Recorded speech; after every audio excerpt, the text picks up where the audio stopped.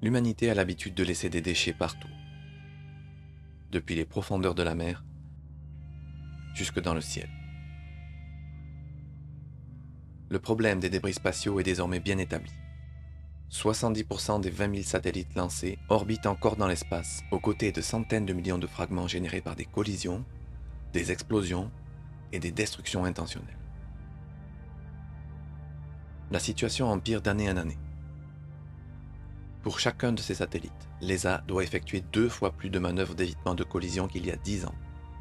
Certains opérateurs faisant état de 2 manœuvres de ce type par mois et par satellite. Mais le défi auquel nous sommes confrontés aujourd'hui n'est rien comparé à ce qui nous attend. Nous entrons dans une nouvelle ère, la course commerciale à l'espace. L'accès à l'espace est devenu plus rapide, plus facile, moins cher, et de vastes constellations de satellites dominent des orbites entières selon la règle du premier arrivé, premier servi. Les prévisions actuelles indiquent que d'ici 2030, le nombre de satellites opérationnels autour de notre planète pourrait atteindre 100 000. Chaque satellite supplémentaire génère de nouvelles émissions de polluants, augmente les risques de collision et dégrade le ciel pour l'astronomie. Cette exploitation par l'humanité menace un héritage commun, un bénéfice commun, un cycle malheureusement familier. Les réglementations internationales et les mesures de réduction de débris sont limitées, et nous commençons à peine à mesurer les conséquences de cette nouvelle combinaison complexe et non réglementée d'activités spatiales, institutionnelles et commerciales. S'agit-il d'une crise? Sur certaines orbites, oui. Au-dessus de 800 km, nous ne pouvons plus compter sur l'atmosphère pour désorbiter les débris. Une fois ces orbites à haute altitude jonchées de fragments, il n'y a plus de retour possible. Les débris s'accumulent de manière irréversible, malgré les technologies actuelles. Les orbites spécifiques à une application, telles que l'orbite géostationnaire, sont tout simplement irremplaçables. Les satellites qui rendent possible notre vie moderne sont en danger. De la navigation maritime mondiale, à la synchronisation horaire pour la banque et la finance, en passant par les télécommunications, la surveillance du climat, le contrôle du trafic aérien et les communications internationales. Nous avons besoin de l'espace plus que jamais pour faire face à la crise climatique et prévoir les phénomènes météorologiques extrêmes. Un dommage soudain de ces satellites pourrait entraîner des pannes et des défaillances, suivies de conséquences imprévisibles. Une réaction en chaîne catastrophique n'est pas seulement une possibilité, elle a déjà commencé. Dans certaines régions orbitales, notre comportement pourrait réellement nous faire manquer d'espace. La valeur de l'espace va bien au-delà des services satellitaires. Il fait partie intégrante de notre culture depuis des millénaires, imprégnant nos sciences et nos philosophies, nos religions et nos mythologies. La prolifération des satellites dans notre ciel met en péril l'astronomie au sol et les utilisations sociales et culturelles de l'espace dans le monde entier. Toutes les générations futures méritent de s'émerveiller devant le ciel nocturne, autant que nos ancêtres. Les enjeux sont de taille, le défi est intimidant, mais on peut encore faire beaucoup pour assurer un avenir durable.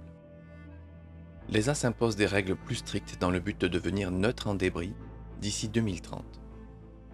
L'agence réduit de 25 à 5 ans la durée maximale durant laquelle ces satellites peuvent rester en orbite après la fin de leur mission et développe des méthodes plus fiables pour épuiser les excédents de carburant et d'énergie des batteries afin de minimiser le risque d'explosion. L'ESA élabore également des mesures visant à préserver un ciel sombre et silencieux en minimisant l'impact des satellites sur l'astronomie optique, infrarouge et radio.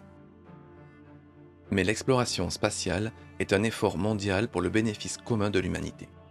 La durabilité des usages de l'espace nécessitera des actions et des changements venant des acteurs traditionnels autant que des nouveaux. La communauté Zéro Débris travaille sur de nouveaux principes et de nouvelles technologies visant à minimiser la création de nouveaux débris spatiaux et à améliorer notre capacité à détecter, surveiller et éviter les débris déjà en orbite. L'ESA travaille également à l'élaboration d'un concept de capacité orbitale. Ce concept permettrait d'évaluer le risque de production de débris spatiaux associés aux missions nouvelles et existantes, afin de mener des opérations sûres et durables, aujourd'hui et à l'avenir. À terme, l'ESA vise à considérer l'environnement orbital de la Terre comme une réserve naturelle internationale. Ce que vous apportez avec vous, vous devez le ramener une fois que vous avez terminé, et à encourager les autres à en faire autant. Sur les orbites où une réaction en chaîne de collision et de fragmentation a déjà commencé, il sera essentiel de procéder à un retrait actif des débris. Pour s'y préparer, l'ESA va commencer à équiper les missions de systèmes qui aideront à leur retrait s'ils ne sont pas en mesure de se retirer d'eux-mêmes de l'orbite. Atteindre une véritable durabilité est complexe, et des solutions hâtives risquent de déplacer le problème. Résoudre un problème peut parfois en créer un autre. Par exemple, les métaux et produits chimiques utilisés dans les satellites sont libérés lors de la rentrée atmosphérique, et l'impact qu'ils ont sur l'environnement est un domaine de recherche en pleine expansion. Quant aux objets qui atteignent le sol, la meilleure pratique actuelle est de les laisser polluer l'océan afin d'éviter le risque de victime au sol. Alors, comment serait-il possible que notre utilisation de l'espace soit durable? L'espace est actuellement une économie linéaire. Elle commence par la construction de fusées et de satellites et termine par des débris. La solution ultime serait la création d'une économie circulaire durable en orbite.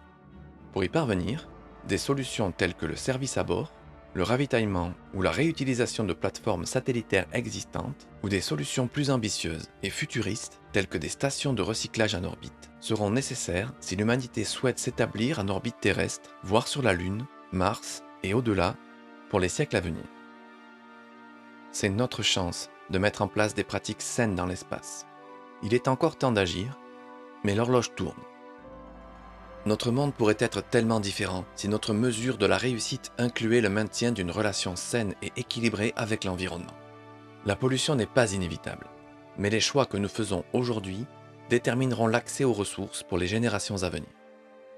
Prenons de bonnes habitudes, sur et autour de notre petite planète bleue, dont les générations futures pourront être fières. Des habitudes que l'humanité pourra emporter avec elle au sein du système solaire.